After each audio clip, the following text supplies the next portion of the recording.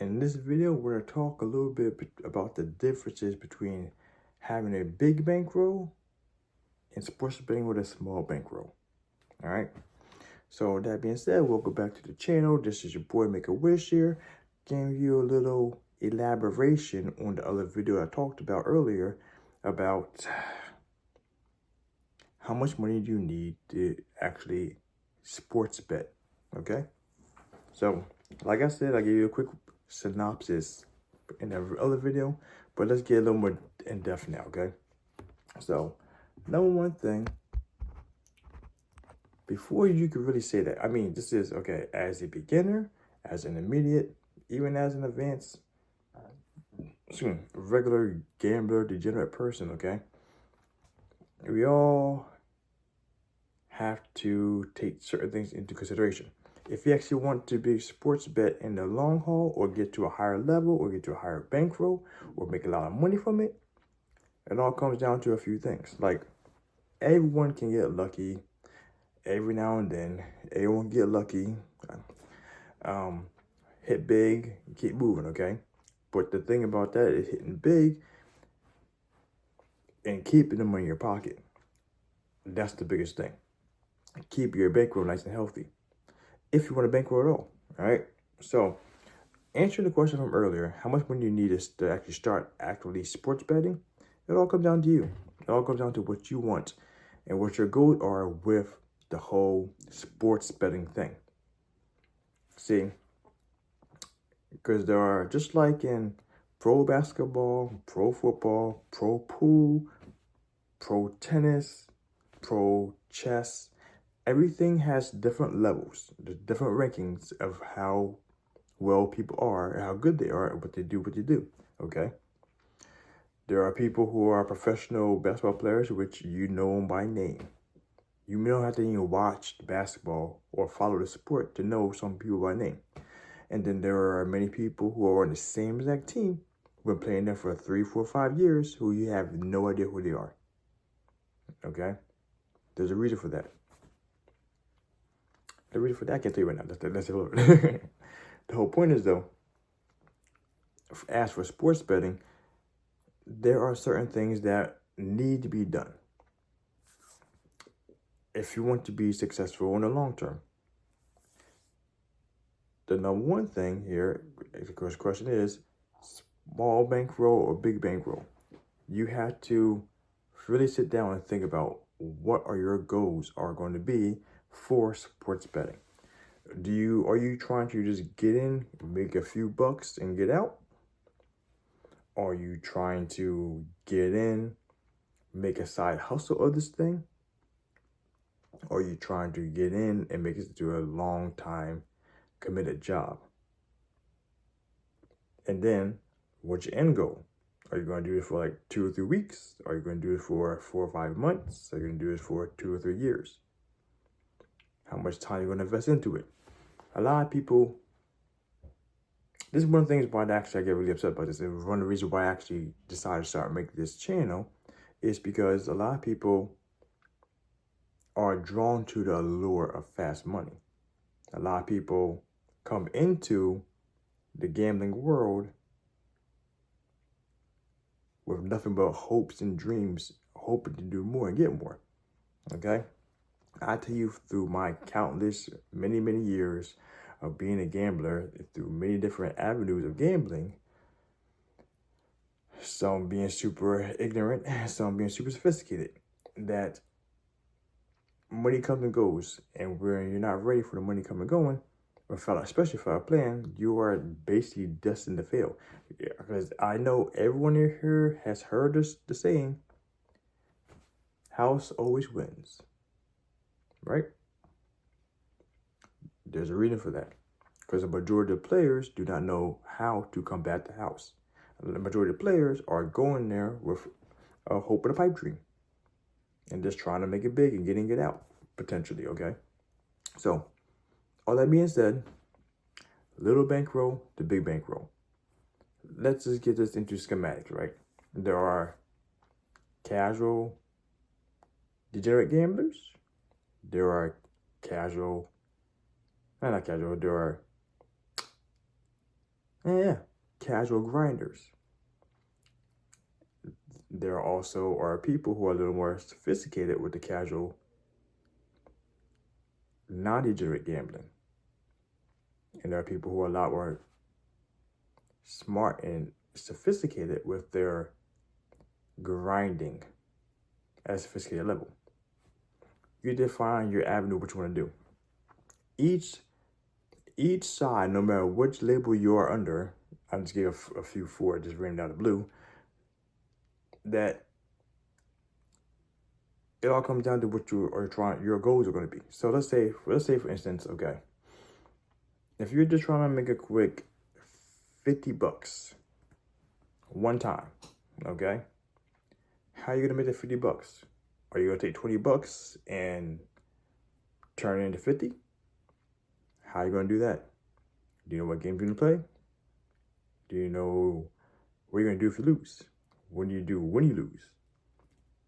What are you gonna do if you win at that $50? Is that it? What's going next? Small bet, big bet. Are you gonna take $20 and turn that into 50 to make $50? Or you take $100 to turn that into 50 plus profit and get out? Like, these are a lot of things that come into the situation you gotta think about. So as we go down the road, as getting to become more sophisticated of a sports bettor, you have to really decide what you want to do. Like me personally, I have ran through a few avenues of how I like to gamble. At the end of the day, I am actually a small bet gambler, not necessarily a small bankroll gambler. So that's the best way to put it. You really have to figure out what is your comfort level of how you bet, because even though you're gambling, you're betting with these bankrolls, if you don't have a certain level of mindset and discipline and self-control, you're going to piss through your money fast. Point blank period. Because let's say I play speaker, you have $3,000, right? Or you can take your $3,000 and grind it, to get up to $1,000, or you're gonna take the $3,000 and put it in 2-3 bets. Those are the things you gotta take into consideration. But like, there's more to it than just saying that I'm gonna get some money and I'm gonna go in and make some money. There's a lot more to it than just that. Longevity wise, top of that too, the swings of a bankroll. Like, the bigger the bankroll, the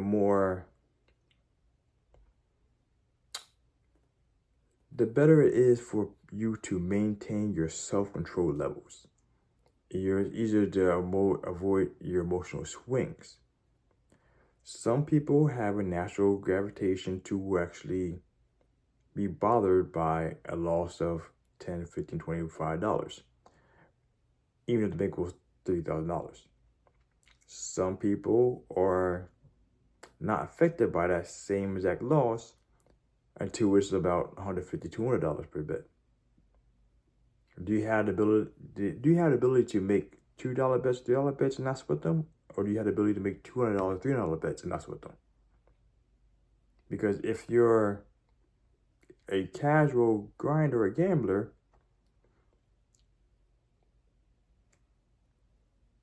you get the money faster if you hit over here with the $100, $200 bets. But you're gonna be a lot more stressed. And you're probably thinking a lot more about the loss. And if you take one loss, what are you gonna do after that? These are the things that you're taking into consideration. Bankroll management is one of the biggest key indicators of actually keeping and maintaining a proper bankroll to keep funding your ability to bet. And depending on what your goals are, your avenues are for how you're going to get to places. And in regards to the sports betting world, you have to decide, it's having some kind of plan determines which way and how you're going to get to. Because if you're going to, let's say, if you're going to take $100 and make $10 bets, you have 10 bets. And let's say, hypothetically speaking, you lose all 10 bets. and I'm not even talking about anything particularly yet in regards to strategy of betting. That's actually the next thing we get into. But if you make 10 bets, 10 straight bets, okay, and you lose all 10 straight bets, you got $100. Or is that the end of your road? Is that the end of your game? Or are you going to get back in or not get back in? These kind of things you have to think about before you start betting. Because everyone wants to be optimistic and think that there's no way you could lose. There's no way that things are not going to be primed for you to lose. Like, going into it blind, you're more likely, don't get me wrong, a lot of people strike it easy off not knowing how to do things. When you start learning some things, it becomes a lot harder again. The reality of it is then the not the optimism, the hope, but the fact that it becomes more real. Then it becomes more real if you're actually more into it. That's why, if you guys remember that one time, I don't know if you guys remember, I'm in PA. And there was this one time, this one girl just turned 18 years old. She played, I think at the time, the only time we had was, not Mega Millions, not Powerball. Was it Super 6, Match 6, whatever? I don't know what it was called back in the days. It was one big one like that. She came in, played one ticket, hit that huge jackpot. And she was good for a while. And everyone else who was playing for 5, 10, 15 years was so upset that she came in and just did her thing. That's an anomaly. That's just something that doesn't happen too often. So in the sports betting room itself, you're not going to just come in the room, lay down $20, turn it into 500 or 1,000, and call it a good day. That's not quite how it works in this thing. Or pick that one parlay that you just picked everything at random, and everything just luckily, I hate to use that word, luckily, everything just came out and just fell directly into your lap that day. It's a possibility. It's a very small possibility, but it can happen. Change always not going to happen to you, though. I'm not trying to dissuade you from doing anything, but change always not going to happen to you. Having said bankroll management skills, the small bankroll, big bankroll determines how likely you are to actually maintain the ability to actually hit that goal, okay? Because actually, like I said to you guys before, I came from a heavy poker background for my gambling, right? And one of the big things, which actually funny thing is I read a book, which I'll tell you about before the book before it too, Gambler by Billy Walters. Said the same thing too. 1% of your bankroll is what you should be betting if you have a bankroll. If you have a defined bankroll, if you don't have a defined bankroll, get a defined bankroll. That completely change your mindset, how you operate. You want to start getting on the path of thinking like a professional sports bettor if you want to actually grind the money out the way you want to grind it out. Because bankroll management is the number one thing that's going to keep you in the game. Big bankroll, small bankroll. Because actually, there's one thing, especially about that. I spent a lot of my time, especially in the poker world, playing outside my bankroll. Playing outside your bankroll, you have a lot more swings or emotions and a lot more swings in your bankroll. Because it's great, let's say, this is the best way to put it. If you're playing a 1-3 game, when you have $300 in front of you, you have 100 big bets, 100 big blinds, okay? But for that right there, your bankroll, if you're playing for 1-3, if you're going to actually have, for a cash game that is, you should be having about, $3,000 in. Well, that's $3,000. Actually, the number should be $30,000 if you're playing at 1-3, because 1% of 3,000 is $30. Right? Yeah. 1% of 3,000 is $30. So if you're paying $300 a shot, you should be looking at $30,000 for that. So you actually have the ability to work and operate without sweating things. But so like I said, bankroll management, that's playing that role. So again, if you're using that for sports betting, you actually want to have a defined unit size. So that's why when I say unit size, when I say betting a unit here, unit there, the unit is flexible. Whatever unit is your unit size is what you should be betting when you're making the bets for your comfort level and what you're comfortable with what you're doing. Comfort level and what you're aiming to get for your bets. Okay? So, I mean, I feel like I'm kind of off different tangents, but everything matters a lot. It all comes into your role for your bankroll management. And the big blinds, the big bankroll, small bankroll. The biggest thing with big bankroll you have is that you have, like I said, more variety. You have options of how you want to play and do different things in regards to how much you want to wager per shot, how big, how small you want to go, how many big blinds you know, so how many shots you want to take for your shot, for your hit. So like I said, say you're playing 1% of your bankroll. If you have $1,000, you have 100 $10 bets. If you're playing $5,000, you have $150 bets. But the thing is though, are you going to play at 1% the entire time? You go down half units for 25, because that usually double your bankroll. So you have a lot more flexibility and variety how you want to feel comfortable with how you do stuff. And the bigger your bankroll and the more options you have, the less stress you're tending to feel when you're making your bets. Whereas playing low bankroll, you have the option of small blind. If it's smaller bankroll, you're more likely, unless you're a serious grinder, which I have a story about that, which I'm about to bring in a second here too. But you have the option of playing small, grinding it up to make a bigger bankroll, or you play outside bankroll like I did for many of my years. And many of my years was not good in my poker, because poker bankroll got shot in the foot because of that, and that traveled over to my early years of sports betting too, because I was used to doing that from that, So let's say you are gonna start with $100. Let's say you're gonna start with $100 and you're gonna make $1 bets. Which actually, the thing about that, I think I'm going to do that for the channel. I'm gonna just do a serious big grind it up challenge type situation, okay? But $100, you're making $100 bets. If you're making straight bets, I ain't talking about that. I ain't even talking about the style of betting, the bet strategies. But if you're making dollar bets, then, or if your goal is aiming to get to $200, it may take you some time, especially if you're making just straight bets. To some degree, rephrase that. Straight bets. I'm not gonna get into betting strategy right now, but if you're doing parlays, it may take you a little longer, or it may do really quick, depending on how your parlay strategy is working out with, So it's there's so many different avenues you have, but when you have a smaller bankroll, you have less options about how you want to maneuver things. Because like I said, if you're betting $1 bets for $100, you have $100 bets. If you're doing $2 bets, you now have 50.